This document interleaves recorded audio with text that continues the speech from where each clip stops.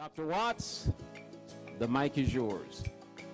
And to all of you who are gathered here this evening, I am just overwhelmed. I just had no earthly idea that I meant this much to those of you, all of you that I love at this place, this institution that has been my home for a long time. Dr. Ann Wimbush Watts, affectionately called the Queen Mother of Morehouse.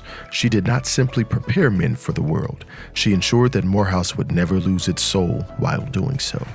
And no matter whatever else we do, we must never stop producing great men from this institution. If we stop doing it, there is no other place. Dr. Watts was the voice of Mother Morehouse, the voice that led students from new student orientation to commencement, from being men of Morehouse to Morehouse men. She taught our students how to hold their heads up high and speak in a way that would remind them and let the world know exactly who they are. My name is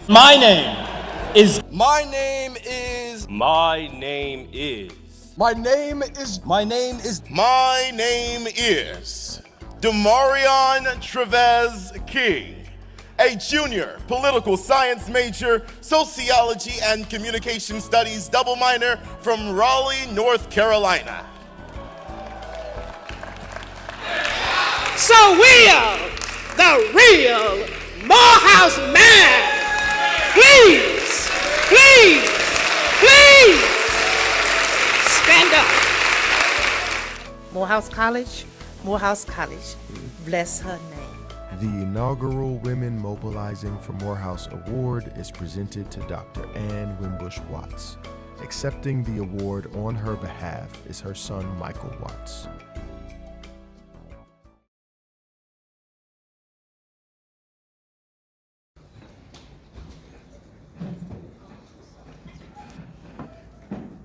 Thank you all. I wasn't expecting to get emotional, but comes with the territory, I suppose. Clean myself up here a little bit.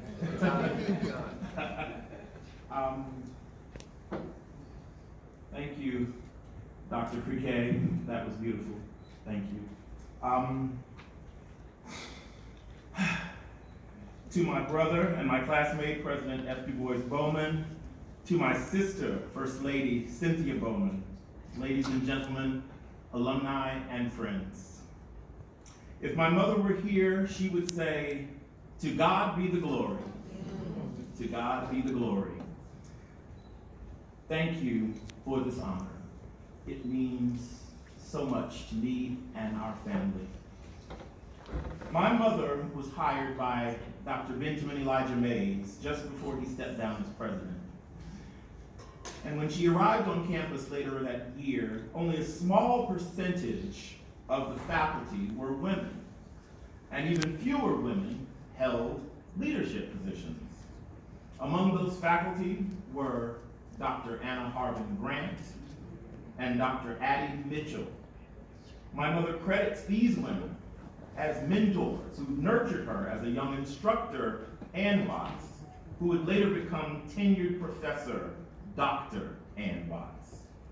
As a kid, I remember countless times waiting outside her office as she spent extra time trying to help a student pass her class or counseling a student on his academic future. She wanted all of her students to succeed.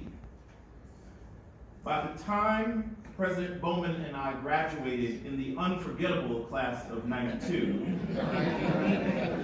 my mother began her transition from classroom to administration and became the first woman to serve as a class dean.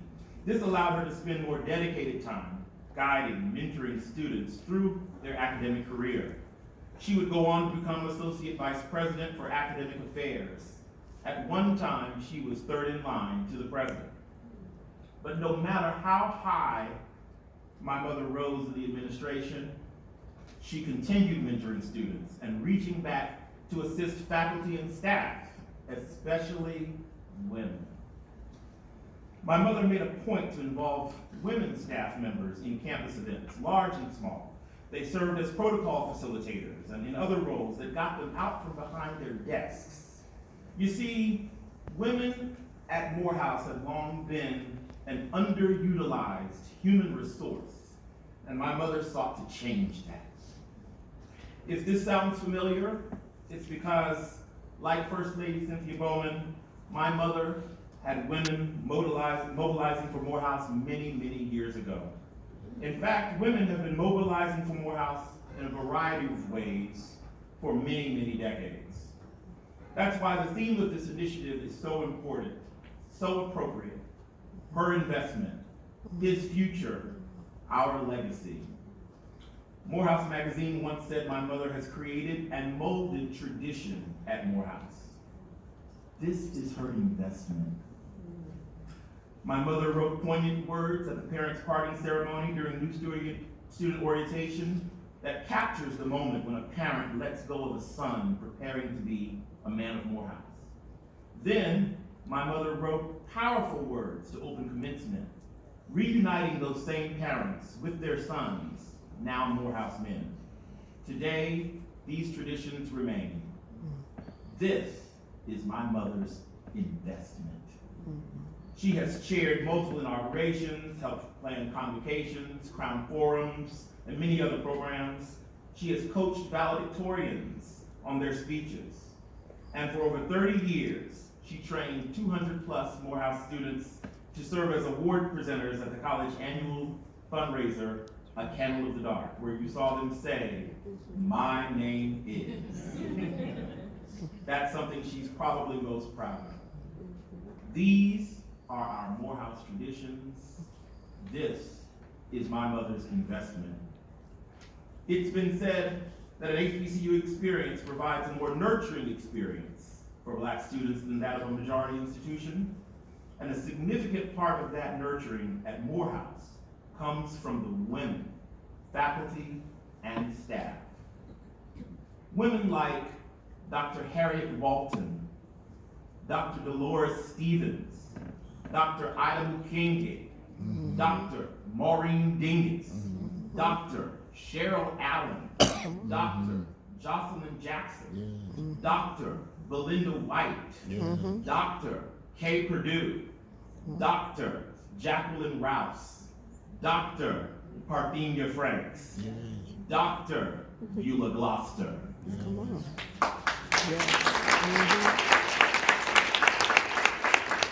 These are just a few of the women who have molded Morehouse men. And then other women like Brenda Steele, Toni Mosley, Verna Bolton, All right. Ann Allison, Adrienne Harris, Yvonne King Gloucester, Elise Durham, Melissa Bailey, Claudette Alford, Don't make me cry. Flora Lamar, Billye Aaron. Again, these are but a handful of women on whose shoulders Morehouse has remained the preeminent institution for African American men. Her investment, his future, our legacy.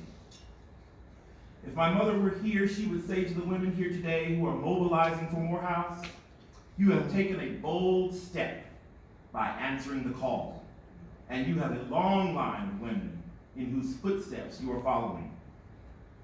Continue your investments. Our students are counting on it. Continue your investments on it. I urge you, never slow down mobilizing for Morehouse. I urge you to never forget the women of Morehouse. And I'm so grateful that you have not forgotten my mother, Dr. Ann Watts.